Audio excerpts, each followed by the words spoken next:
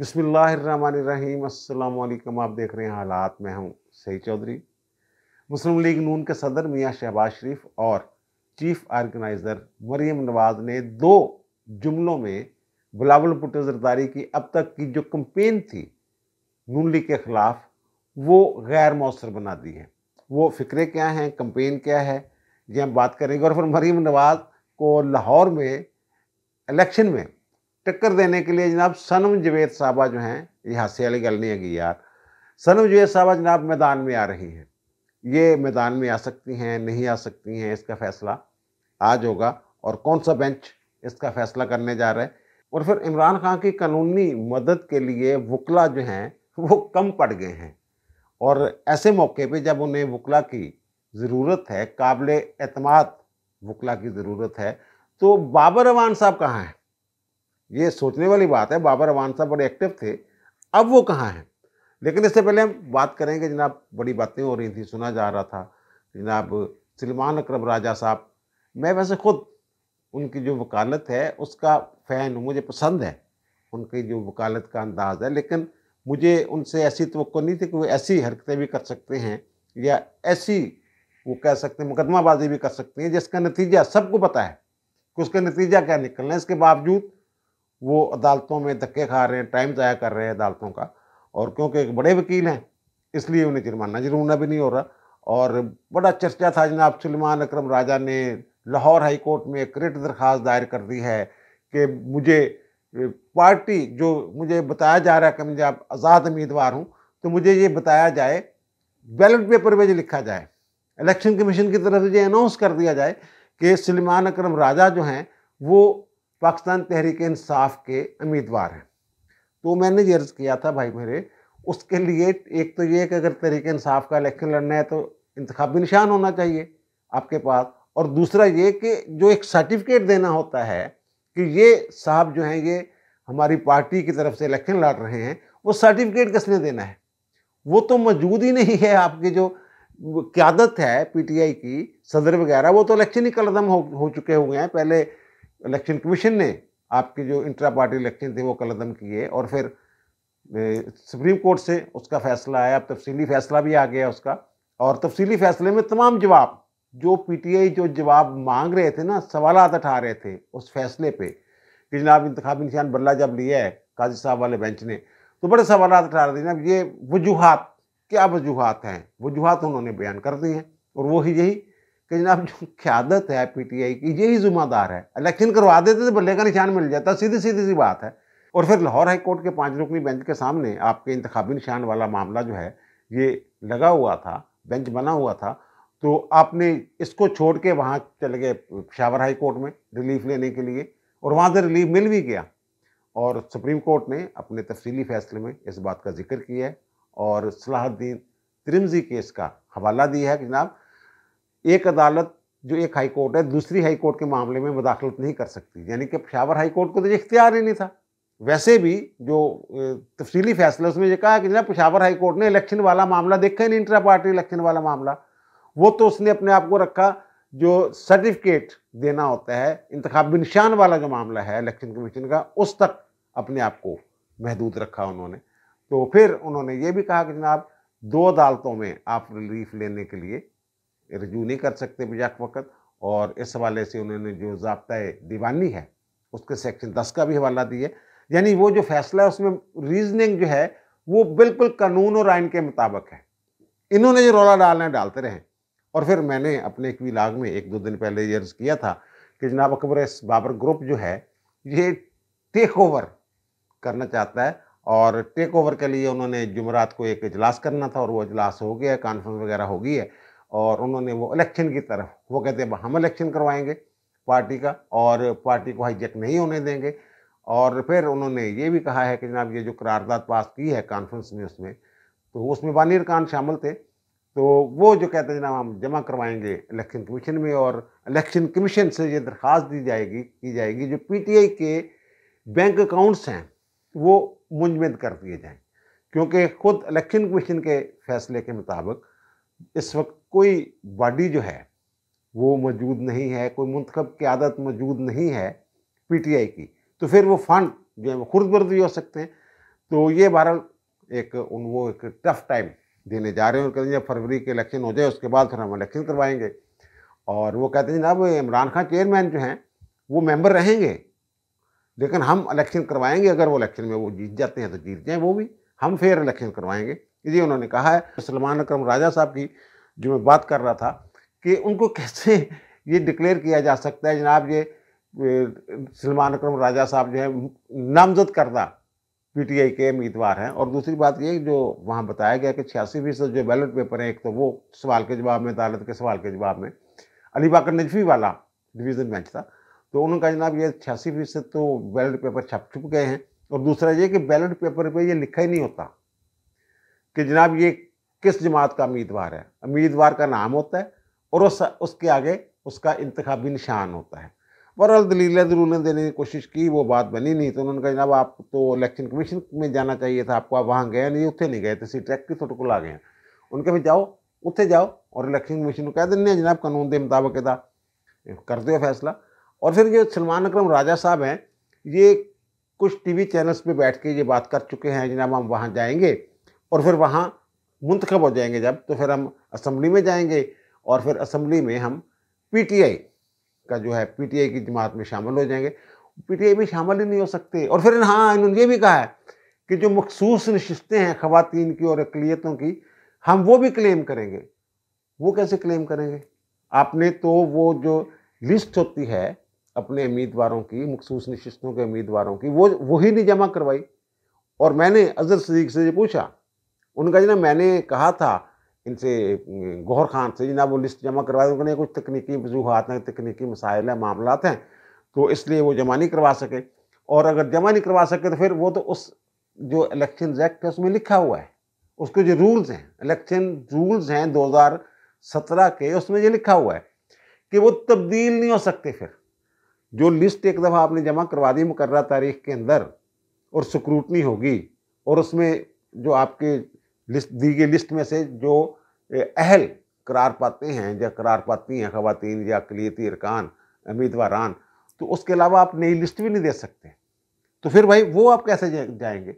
और जो elections rule हैं 2017 के, उसका रूल है कायदा नंबर 94, उसमें ये वजाहत कर दी गई है कि सियासी पार्टी से मुराद वो जमात है जिसे इलेक्शन कमीशन ने कोई इंतखाबी निशान एलोकेट किया हो, इंतखाबी निशान दिया हो। तो भाई मेरे आपके पास तो इंतखाबी निशान ही है, आप तो उस तारीफ के मुताबिक जो पार्लियामेंट के अंदर, कौमी असम्बली के अंदर वो सियासी जमात ही नहीं होंगे, तो आप कैसे सियासी जमात? हाँ एक ग्रुप, आज़ाद ग्रुप बना सकते हैं आप, जनाब ये इंसाफ ग्रुप अपने तौर पर एक बना लें तो बना लें, तो वो आप जमात वहाँ पीटीआई का नाम इस्तेमाल नहीं कर सकते। इलेक्शन कमीशन के नुमाइंदे ने यह भी बताया है अली बाकर नजफी साहब के बेंच के सामने कि किसी पार्टी के साथ वाबस्तगी के लिए एक सर्टिफिकेट भी चाहिए होता है पार्टी का, और वो मैंने अर्ज कर दिया को पार्टी का सर्टिफिकेट कहाँ से लेना। तो बहरहाल इन्होंने कहा कि जनाब जाएँ आप इलेक्शन कमीशन में, वहाँ जाकर यानी कुछ नहीं मिले, जीरो तो आउट हो इन्हें ना, टाइम ही ज़ाया किया अपना भी और अदालत का भी। तो उनका जब वहाँ जाएँ और इलेक्शन कमीशन से कहा जनाब कानून के मुताबिक देख लें इस मामले को। और फिर सुप्रीम कोर्ट में दो अहम केस लगे हुए हैं पीटीआई के नुक्ता नज़र से। एक तो पीटीआई के जो सदर हैं परवेज़ इलाही साहब, उनका केस है, और वो केस ये है कि उनके जो कागजात नामजदगी हैं वो मुस्तरद हो गए थे आरओ से, फिर इलेक्शन ट्रिब्यूनल से, फिर लाहौर हाई कोर्ट से, अब वो उसके खिलाफ सुप्रीम कोर्ट गए हैं और उनकी जो अपील है उसकी समाअत कर रहे हैं। आज जितनी रुकनी बेंच जो है वो बनाया गया है जस्टिस मंसूर अली शाह साहब की सरबराही में, जस्टिस जमाल खान मुद्दोखेल में उसमें हैं और जस्टिस अतहर मनील्ला साहब हैं, तो वो रिलीफ लेने की कोशिश करेंगे। और दूसरा केस जो है जो इन्होंने बड़ा शोर मचा, वाह जी वाह, सनम जवेद जो है वो मरीम नवाज के मुकाबले में आ गई है। उन्होंने मरीम नवाज ने 119 NA 119 और NA 120 से कागजात नामजदगी जमा करवाए थे, अब वो 119 से इलेक्शन लड़ रही हैं और 150 PP से, और सनम जवेद साहबा ने इन तीनों नशिस्तों पे कागजात नामजदगी जमा करवाए थे और वो मुस्तरद हो गए थे। अब देखें, पहले तो रिटर्निंग अफसर ने सनम जवेद के कागजात नामजदगी मुस्तरद किए, फिर इलेक्शन ट्रिब्यूनल ने जो लाहौर हाई कोर्ट के जज पर मुश्तमिल होता है उसने सनम जवेद के कागजात नामजदगी मुस्तरद किए, और फिर लाहौर हाई कोर्ट के फुल बेंच ने रिट ज्यूरिसडिक्शन में सनम जवेद के कागजात जो मुस्तरद किए जाने का इकदाम था इलेक्शन ट्रिब्यूनल का और आरओ का, उसे दुरुस्त करार दिया और कागजात नामजदगी मुस्तरद किए। अब ये सुप्रीम कोर्ट गए हैं। आमतौर पे अगर तीनों फोरम से मुस्तरद हो जाए कोई दरखास्त या कोई मुकदमा, तो सुप्रीम कोर्ट से रिलीफ नहीं मिलता, और इनको वैसे भी रिलीफ मिलने वाला केस नहीं है। ये केस क्या है? एक कानूनी तकाजा है कि जब आप कागजात नामजदगी दाखिल करते हैं तो उसके साथ आपने अपना एक बैंक अकाउंट देना होता है, जिसे वो इलेक्शन के लिए पैसे निकालने, दाखिल करने, उसके लिए वो उसको मेंटेन करते हैं। तो सनम जवेद साहबा ने वो अपना जो बैंक अकाउंट है वो नहीं दिया। वो अकेले बंदे का, वो उम्मीदवार का जो अकाउंट है वो बैंक अकाउंट होना चाहिए। इन्होंने एक मुश्तरका अकाउंट जो है वो उसमें उन्होंने मेंशन किया हुआ था। मुश्तरका अकाउंट की बुनियाद पे कागजात नामजदगी मंजूर नहीं किए जा सकते। और फिर बहरहाल ये गई है सुप्रीम कोर्ट में, जो बेंच बना है वह जस्टिस मुनीब अख्तर साहब, जस्टिस शाहिद वहीद साहब और जस्टिस इरफान सादत खान साहब। पीटीआई को तो खुश होना चाहिए कि जनाब ये हमारी मर्जी का, इनके पसंदीदा जज है ना मुनीब अख्तर साहब और शाहिद वहीद साहब। ये माजी में हम ख्याल बेंचों का हिस्सा रहे हैं बंदयाल साहब के दौर में, और इरफान सादत खान साहब जो हैं वो बाद में आए हैं उमर साहब बंदयाल के बाद। इनको तो खुश होना चाहिए।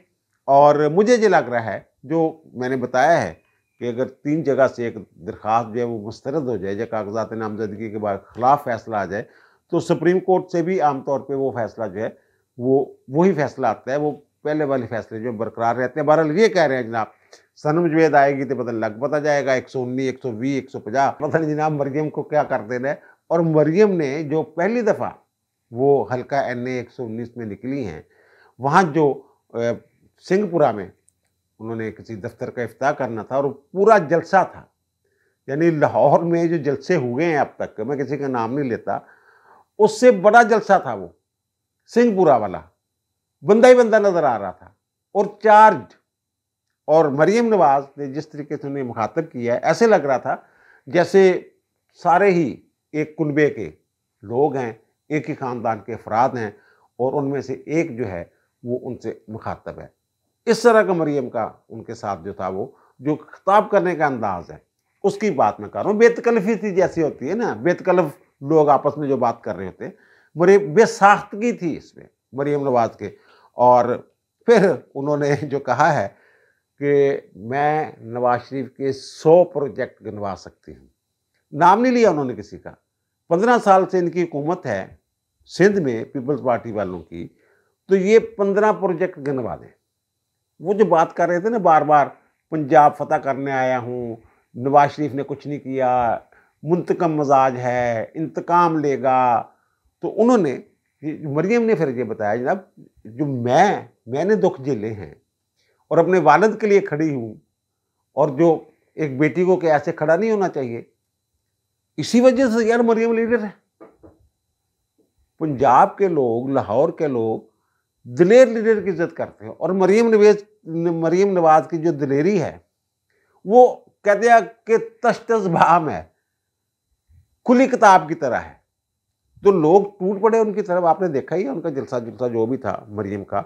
और फिर सनम जवेद उनके मुकाबले में, मैं तो ये कहता हूँ कि उनको चाहिए नजरिया ज़रूरत के तहत और जनाब वसी तर कौमी और जमहूरी मफाद में सनम जवेद के जो कागजात है ये मंजूर कर लिए जाए, उन्हें इलेक्शन लड़ने दिया जाए यहाँ से मरियम नवाज के मुकाबले में। फिर पता चल जाएगा जनाब ये पीटीआई की सबसे जो इस वक्त पता चल जाएगा जनाब सियासतदान, एक सियासी मैदान और टिकटॉक पे या सोशल मीडिया, उनमें क्या फ़र्क होता है। वो अलग मैदान है, ये अलग मैदान है। और दूसरी तरफ शहबाज शरीफ ने जो मंडी बहाउद्दीन में बात की है, उन्होंने भी उनका जिक्र नहीं किया बिलावल भुट्टो ज़रदारी का। उन्होंने कहा कि जनाब बिलावल भुट्टो ज़रदारी साहब ने आज ही ये फरमाया कि जनाब मैं अगर इक़्तिदार में आ गया ना, तो मैं फिर वही बात कि जनाब ये सियासी इंतकाम लेते हैं, इंतकाम इनके अंदर भरा हुआ है। मैं नून लीग वालों को कहता हूँ, पीटीआई वालों से मुखातब हूँ कि जनाब मुझे वोट दें। तो फिर जनाब मैं जो आते ही सबसे पहला काम ही ये करूँगा कि सियासी जो कैदी हैं उनको रहा कर दूँगा। ये सियासी कैदी नहीं है, दहशतगर्द हैं जो अंदर बंद हैं, इमरान खान वगैरह ये सियासी कैदी हैं। 9 मई वाला वाक़या जो है, उसके बाद जो लोग गिरफ्तार हो गए हैं, उस वाक़े और मुकदमात में जो मुलव्वस लोग हैं वो सियासी कैदी हैं, इन्होंने कहा था। बहरहाल जो शहबाज शरीफ साहब है उन्होंने ये कहा कि जनाब भाई जी आप ठीक है जेलों से रिहा करें, लेकिन इस बात का भी ऐलान फरमा दें कि जो जाती जेलों के अंदर लोग बंद हैं, जो जाती जेलें हैं, उनके खात्मा का भी ऐलान फरमा दें आप। जाती जेलें किन की है? आपको पता है सिंध के अंदर वडेरों की जाती जेलें, वहाँ लोग बंद होते हैं, मुशक्कल ली जाती है, खवातीन, बच्चे, बूढ़े सब होते हैं। जब कोई रिहा होता है, बाहर होता है, बाहर आता है कभी, फिर पता चलता है कि अंदर क्या क्या जुल्म, अंदर ही लोग जान की बाजी हार जाते हैं। भाई बरे आपकी 15 साल वहाँ हुकूमत रही है, तो वहाँ आप ये काम तो कर नहीं सके। जाती जेलें जो है, निजी जेलें हैं जो वडेरों की, जगीरदारों की, वो तो ख़त्म नहीं हो सकी। ये कहा है शहबाज शरीफ ने। और ये जो बयानियाँ है जो बना रहे थे मुसलसल, ये दो फिक्रों ने, ये मरियम और शहबाज शरीफ के दो फिक्रों ने उनका जो पूरा बयानिया है ये गैर मौसर बना दिया। और फिर उनका शहबाज शरीफ ने जनाब हमारे दौर में 2013 के और 18 के दरमियान बता दें कितने सियासी कैदी थे, एक भी नहीं था। और फिर 2008 में जब पंजाब में हुकूमत बनी है नून लीग की, तो उसमें 2008 से 13 तक कितने सियासी कैदी थे, और 8 से 18 तक कितने सियासी कैदी पंजाब में थे? कोई भी नहीं था, सबको पता है। बहरहाल ये अब कैंपेन जो है आगे बढ़ रही है, और जो बयानी एकदम ऐसे उभरे थे ऊपर को, तो वो मुझे थोड़े से नीचे आते हुए बयानी जो हैं वो नज़र आ रहे हैं। अब आते हैं जनाब इमरान खान साहब। इमरान खान साहब के खिलाफ जनाब केस जो हैं वो सर चढ़ के बोल रहे हैं, और ये तरले शल्ले मार रहे हैं, और जो तखरीरी हरबे होते हैं वो भी इस्तेमाल कर रहे हैं। और तोशाखाना केस में इन्होंने फिर जो अपने वकील हैं वो बदल दिए हैं। लतीफ़ खोसा साहब और उनके साहबजादे जो हैं शहबाज खोसा साहब, वो उन्होंने तोशाखाना केस से अलग कर दिए हैं, और दो नए वकील आ गए जनाब सिकंदर जुल्करनैन साहब और सलमान सफदर साहब। और वो कहते हैं 27 जनवरी को जो है ना हम अपने वो जमा करवाएंगे वकालतनामे। भाई मेरे वकालतनामे आज ही जमा करवाते थे, काम आगे चलता। और मोहम्मद बशीर साहब जज हैं, और उनका ठीक है जी, कोई गल नहीं, 27 जनवरी में केस सुन लांगे। और फिर दूसरा जो 190 मिलियन पाउंड वाला केस है अल कादर ट्रस्ट वाला, उसमें जो बीबी बुशरा हैं वो जनाब बीमार हो गई है, वो पेश नहीं हुई। जज साहब ने कहा जनाब 30 जनवरी को हर हाल में पेश हों और ये चलान की कापियाँ शेपें पढ़ें, और 6 फरवरी को फर्द जुर्म लगनी है थोड़ दे। इलेक्शन तो 2 दिन पहलों इमरान खान ने किया। हाँ, इधर वाला केस जो है जो स्टे लेने के लिए गए हुए हैं, वहाँ स्टे हो चुका हुआ है अबूरी इंटरिम ऑर्डर के जरिए। तो उसमें सलमान अकरम राजा साहब जो है इस्लामाबाद हाई कोर्ट में पेश नहीं हुए, और जो मुखालिफ वकील थे उन्होंने कहा जनाब आपने जो हुक्म इम्तनाई जारी किया वो ख़त्म कर दें। और चीफ जस्टिस आमर फारूक की सरबराही में 2 रुकनी बेंच जो है वो समात कर रहे हैं। उन्होंने कहा सानू कोई भी जल्दी नहीं हैगी, तो सलमान अकरम राजा जो आउणगे फिर देख लेंगे, चलो 31 जनवरी तक उन्होंने समात जो है ये मुलतवी कर दी है। अब जो जेल ट्रायल है वहाँ एक वकील साहब जो हैं इमरान खान के, उन्होंने ये कहा कि जनाब जो मुकदमात हैं उनकी तादाद ज़्यादा है और हम वकील कम हैं। ये उन्होंने कहा। भाई मेरे वकील कम कहाँ हैं? वो तो इटपुट दे पीटीआई का वकील निकले आंदा, किन्ने बंदे थोड़े इलैक्शन लड़ रहे हैं। और लतीफ़ खोसा साहब ने तुम अलग कर रहे हो केसां तो, और कह रहे हो कि जनाब ये लतीफ़ खोसा साहब ने इलैक्शन लड़ना है, इलेक्शन की कंपेन के लिए। वो कहाँ कंपेन कर रहे हैं? वो तो कहते हैं मुझे कंपेन की ज़रूरत ही नहीं। ये मरासी मेरी कंपेन कर रहे हैं, जो मेरे मुखालफिन हैं, जो उनके मुखालिफ हैं, उनको वो मरासी कह रहे हैं कि मेरे मरासी मेरी कंपेन करी जा रहे हैं, मैनू कंपेन की लोड़ है। खान साहब को पता नहीं क्या कोई इतला है या क्या मसला है, जो उनके दिमाग में कोई चीज़ बैठ गई है कि वो लतीफ़ खोसा और उनके साहबजादों को अपने मुकदमात से अलग कर रहे हैं। अगर वकला की कमी है तो बाबर अवान साहब कहाँ हैं? आपको याद होगा कि बाबर अवान साहब बड़े मुतहर्रिक थे पीटीआई में, और बड़ी ज़बरदस्त किस्म की जो प्रेस टॉक किया करते थे। और 9 मई से पहले वो हर मुकदमे में बाबर अवान साहब इस्लामाबाद हाई कोर्ट भागे जा रहे हैं। लोअर कोर्ट में जनाब इंतज़ार हो रहा है कि बाबर अवान साहब इस्लामाबाद हाई कोर्ट से फारग होंगे, वहाँ से रिलीफ लेके आएंगे और फिर यहाँ आके वो दलाइल देंगे। सियासी दलाइल देते थे, लेकिन रिलीफ धड़ाधड़ रिलीफ मिलता था बाबर अवान साहब को। लेकिन 9 मई के बाद यूँ ही 9 मई वाला वाक़या हुआ है। बाबर अवान साहब किसी मुकदमे में मुझे वकील के तौर पे, इतने बड़े बड़े मुकदमात, इतने बड़े वकील हैं बाबर अवान साहब, वजीर कानून रहे हुए हैं, वो मुझे इमरान खान की वकालत करते हुए कहीं नज़र नहीं आए। और बाबर अवान साहब को शायद मे भी कोई अपना गुस्सा हो कि 2018 में उन्होंने टिकट लेने की कोशिश की जनरल इलेक्शन में, तो असद उमर साहब को उनकी जगह वो टिकट दे दिया गया और वो सेनेट का मेंबर बनने की कोशिश की, सेनेटर बनने की कोशिश की, तो अली जफ़र साहब सेनेटर बन गए उनकी बजाय। और फिर 2 हलकों में उन्होंने अप्लाई किया अब पीटीआई की टिकट के लिए, तो फिर उन्हें वो भी जो टिकट है वो नहीं मिले। बाबर अवान साहब की अपनी एक शख्सियत है, ये जरदारी साहब के बड़े करीब होते थे, और जब यूसुफ रज़ा गिलानी के ख़िलाफ़ वो स्विस अकाउंट्स वाला केस था, ख़त लिखना था, तो जरदारी साहब ने बड़े तिड़ल्ले के साथ ये बात की कि वो यार लिख दो, कोई बात नहीं। बाबर अवान कह देगा जनाब मैंने वज़ीर कानून के तौर पे मैंने लिखा था, ख़त नहीं लिखा जा सकता। तो उन्होंने कहा यूसुफ रज़ा गिलानी ने जरदारी साहब से कि जरदारी साहब, बाबर अवान का आपको पता है, आप उनसे पूछ लें पहले। उनको पूछने की लोड़ ही नहीं, बच्चा अपना, और बच्चा भाग गया, गायब हो गए ये बाबर अवान साहब। बल्कि बाद में पीपल्स पार्टी छोड़ गए, तो बाद में जरदारी साहब ने ये कहना शुरू कर दिया यार ये बॉडी लैंग्वेज ही ठीक नहीं है बाबर अवान की। पहले वो कह रहे थे कोई बात नहीं, मैं जो कह रहा हूँ कर दें आप, बाबर अवान दे देगा ये बयान। और फिर जब ये वज़ीर कानून थे जरदारी साहब के दौर में, जब ये इफ्तिखार मोहम्मद चौधरी की बहाली की तहरीक चल रही थी, सारी बारें जो हैं वो लगी हुई थी इफ्तिखार मोहम्मद चौधरी के साथ, इनकी हुकूमत आ गई थी पीपल्स पार्टी की, लेकिन इफ्तिखार मोहम्मद चौधरी को बहाल नहीं किया जा रहा था। ऐलान कर दिया था यूसुफ रज़ा गिलानी ने कि तमाम जजों को बहाल कर रहे हैं, तो लेकिन इनको बहाल नहीं किया जा रहा। तो फिर ये बाबर अवान साहब जो हैं ये भेजे गए मुख्तलिफ बारों में, और मुख्तलिफ बारों में ये पैसे देते थे, हुकूमत के से फ़ंड देते थे, तो फिर वकला फ़ंड भी ले लेते थे, और फिर इफ्तिखार मोहम्मद चौधरी के हक़ में तहरीक जो वो भी जारी रखते थे, कोई नारे शारे भी इनके खिलाफ लगा देते थे। अच्छा, बाबर अवान साहब के बारे में थोड़ी सी दो चार चीज़ें आपके सामने रखता हूँ कि जब 27 दिसंबर 2007 को मोहतरमा बेनज़ीर भुट्टो शहीद होती है, जिस गाड़ी में वो थी, बुलेट प्रूफ गाड़ी थी, बल्कि बम प्रूफ गाड़ी थी, तो उसके पीछे जो गाड़ी थी उसमें बहुत कम लोगों को पता है कि उसमें जनरल तकीर ज़िया भी थे। जनरल तकीर ज़िया, बाबर अवान और रहमान मलिक उस गाड़ी में थे। और जब वो हुआ है सानहा, तो ये सीधे चले गए हैं, इन्होंने बीबी को नहीं देखा, और ये सीधे जरदारी हाउस पहुंच जाते हैं गाड़ी लेके। तो वो जो बीबी की गाड़ी थी वो बाद में रिपेयर हो गई, और जब जो मैं कह रहा हूँ तहरीक चल रही थी वकला की और ये बारों में जाते थे, ये बीबी वाली गाड़ी जो है वो ले गए। और जो जरदारी के तर्जमान थे मियाँ शमसुआ के साथ थे, तो वो जनाब जब मुल्तान पहुँचे हैं ना, तो मुल्तान पहुँच के इन्होंने वहाँ ये कहा जनाब खबर मुबैना तौर पर ये कहा कि खबर चलवाई जाए कि असफ अली जरदारी ने जिस गाड़ी में मोहतरमा बेनज़ीर भुट्टो शहीद हुई थी, वो गाड़ी बाबर अवान को गिफ्ट कर दी है।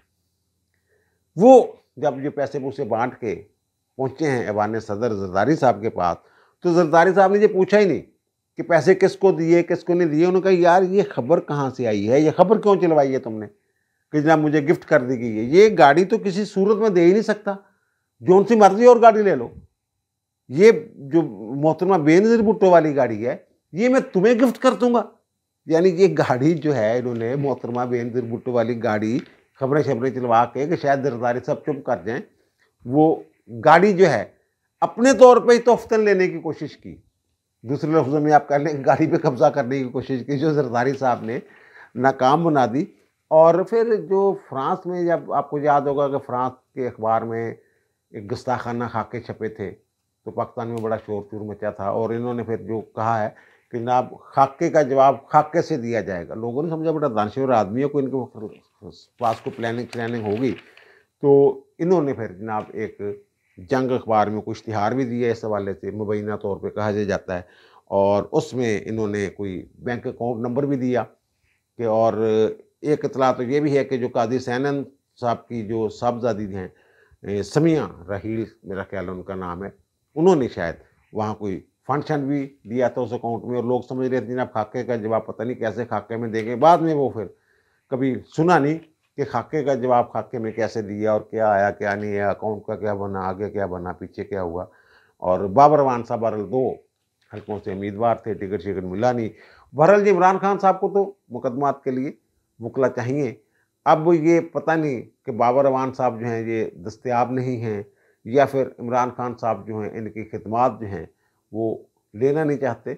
वैसे भी बड़े बड़े वकला जो हैं वो उनकी जहानत, लियाकत, वो सारे नकाब शकाब जो हैं वो उतर गए हैं, जब से ख़ास तौर पे चीफ जस्टिस पाकिस्तान काजी फ़ायद साहब ने जो अदालती कार्रवाई है वो लाइव दिखाने का इंतज़ाम किया है, तो लोगों के सामने सारी चीज़ें खुल के सामने आना शुरू हो गई हैं। अब दीजिए मुझे इजाज़त, इंशाअल्लाह दोबारा मुलाकात होगी नए व्लॉग के साथ। अल्लाह ताला आप पर, मुझ पर, हम सब पर मेहरबान रहे। अल्लाह हाफ़िज़।